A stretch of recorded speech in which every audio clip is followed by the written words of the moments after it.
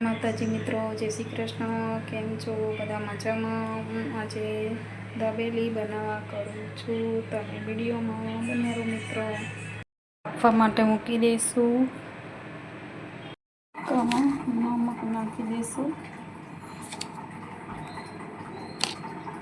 કબા ખાઈએ છે એ હવે ફોલી નાખશું. ફોલી નાખ્યા છે, હવે ભાગી નાખશું અને પછી મસાલો કરી નાખશું.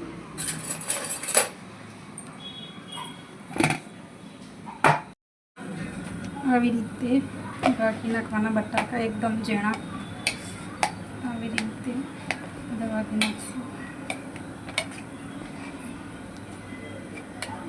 પછી મસાલો કરી લઈશું. આવી રીતે થોડું મસાલામાં તો તેલ આવે છે એટલે બહુ મને તેલ નહીં નાખશું, થોડુંક નાખશું તેલ.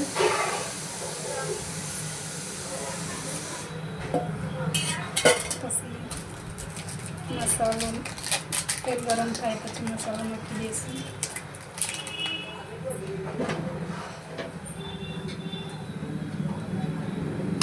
મસાલો લઈ આવ્યા છીએ, પેકેટ આવે છે એ અંદર ગરમ તેલ થઈ ગયું છે, અંદર નાખી દઈશું. આવી રીતે મિક્સ કરી લઈશું. એ મસાલો શેકેલો જ આવે પણ થોડી વાર તેલમાં શેકી લઈશું અને થોડું લાલ મરચું નાખશું.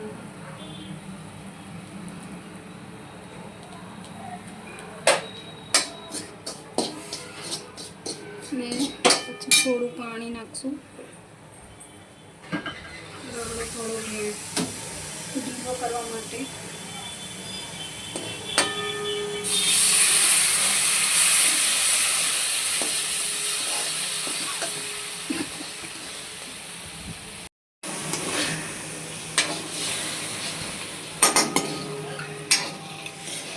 આવી રીતે 1 વાટકી જેટલું પાણી નાખ્યું છે. માવો થોડો ઢીલો રહે એના માટે થોડી વાર ઉકળવા દઈશું. અંદર બટાકાનો માવો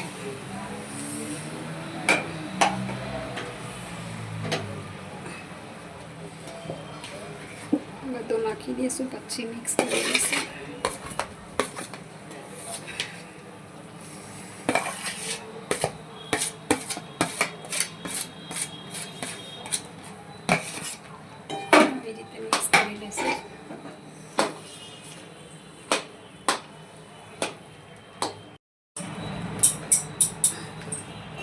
આવી રીતે મિક્સ કરું છું. સરસ રીતે હવે મિક્સ કરી લઈશું.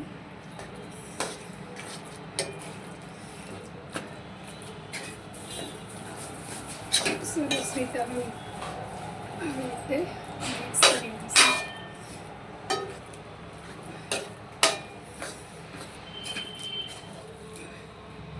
સરસ રીતે અને પછી અંદર કોથમીર એવું નાખવાનું છે તો નાખી દઈશું. નાખી દઈશું અને પછી મિક્સ કરી લઈશું. આવી રીતે મિક્સ કરી લઈશું કોથમીર નાખીને. એના પછી ડુંગળી ને બધું નાખવાનું છે તો નાખી લઈશું. વિડીયોમાં બન્યા રહો. દેશું 1 પાલું પાણી રેડ્યું છે અને પાણી ઉકળે પછી ચટણી બનાવશું. 1 પાલા જેટલું પાણી લેવાનું. આંબલીની ચટણી બનાવીએ છીએ.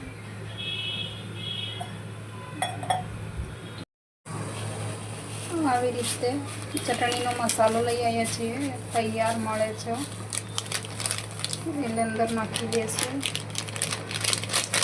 અને ધીમા તાપે ઉકળવા દઈશું. ચમચીથી હલાવી લઈશું. રીતે ચમચીથી હલાવી દઈશું અને ધીમે ધીમે ઉકળવા દઈશું થોડી વાર. પાતળું છે ને જાડી થઈ જશે ચટણી. હજી થોડી વાર ઉકળવા દઈશું એટલે બનીને તૈયાર થઈ જશે. આવી રીતે પેકેટ મળે છે તૈયાર, અને તૈયાર જ લઈ આવ્યા છીએ. 10 રૂપિયાનું પેકેટ આવે છે. આવી રીતે સરસ મિક્સ કરી લેવાનું. આવી રીતે હલાવતું જવાનું, એટલે ગટ્ટા હોય ભાગી જશે. થોડી વાર હજી ઉકળવા દઈશું, પછી ગેસ બંધ કરી દઈશું. થઈ ગઈ છે ચટણી તૈયાર, અને હવે ગેસ બંધ કરી દઈશું. જો સરસ તૈયાર થઈ ગયું છે. ગેસ બંધ કરી દઈશું. ઝીણું સમાર લેશું.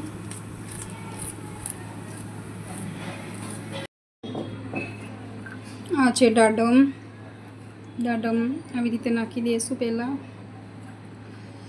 તમારે વધારે ખાતા હોય ને વધારે ભાવતી હોય તો તમે વધારે નાખી શકો છો.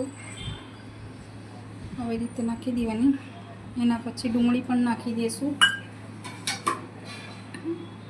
આવી રીતે ડુંગળી નાખી દઈશું.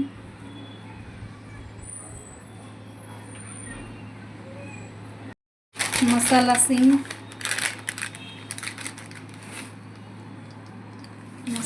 નાખી દઈશું. એના પછી જે કોથમીર સમારી તે નાખી દઈશું.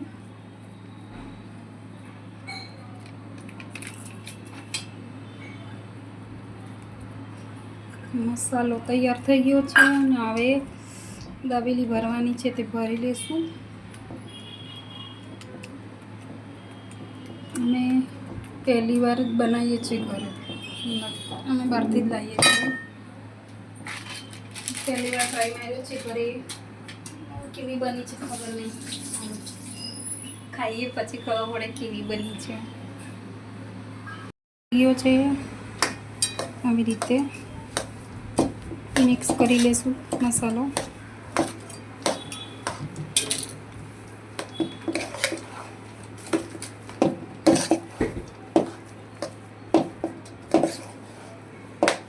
મિક્સ થઈ ગયો છે. હવે પાવ કટિંગ કરી લઈશું.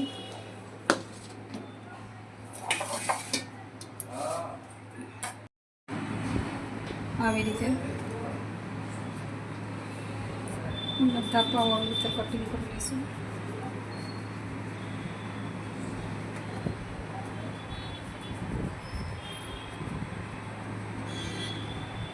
એના પછી મસાલો ભરશું. પહેલાં ચટણી લગાવશું.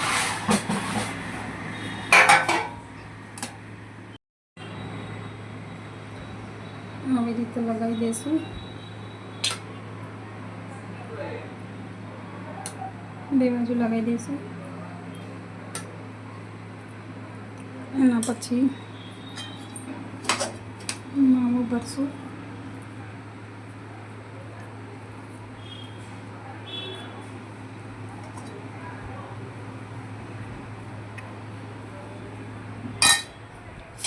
એના પછી ડુંગળી મૂકી દઈશું.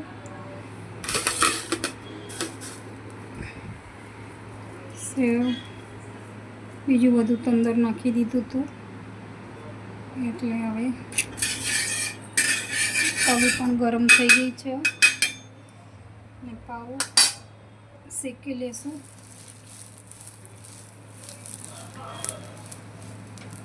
આવી રીતે એક બાજુ શેકાઈ ગયું, એના પછી બીજી બાજુ આવી રીતે શેકી લેશું.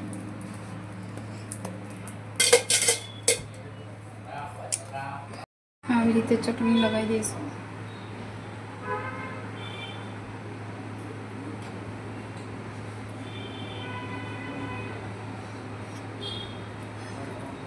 એના પછી માવો ભરી દઈશું.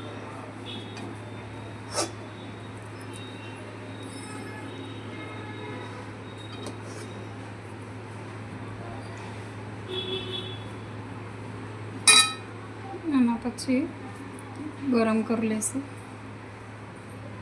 એકવાર બધી આવી રીતે ભરી લઈએ પછી ગરમ કરી દઈશું.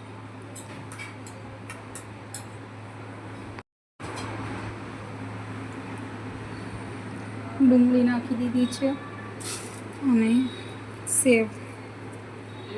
એના પછી ગરમ કરી લઈશું.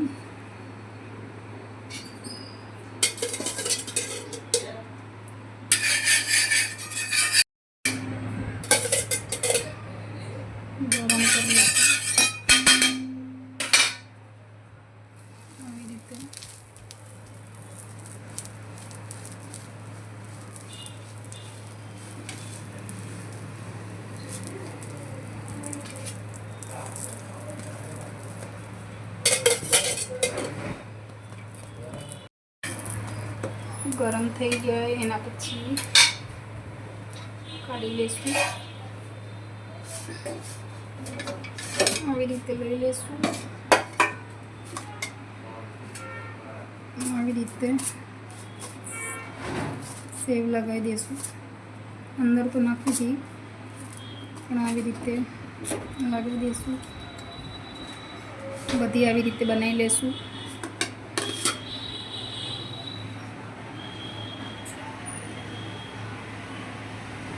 બીજી પણ એવી રીતે બનાવશું.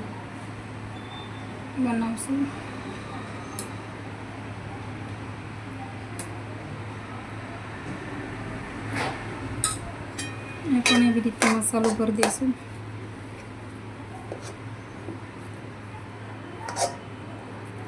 તમારે મસાલો વધારે ભાવતો તમે વધારે પણ ભરી શકો છો. આવી રીતે બીજી પણ દાડમને તો અંદર જ નાખી દીધી હતી અને ઉપરથી સેવ નાખી દઈશું.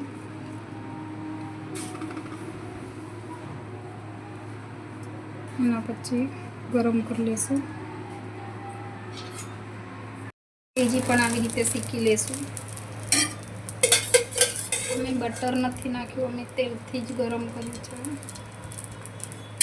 આવી રીતે બીજી પણ શીખી લઈશું.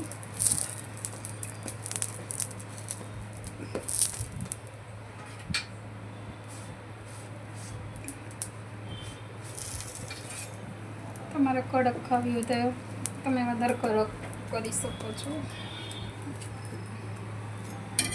એના પછી આવી રીતે બીજી બાજુ પણ પલટી દઈશું.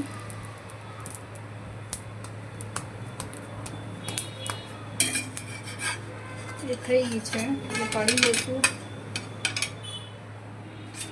બસ બનીને તૈયાર થઈ ગઈ છે. આ છે લીલી ચટણી બનાવી છે. આ ગળી ચટણી ના છે ડુંગળી.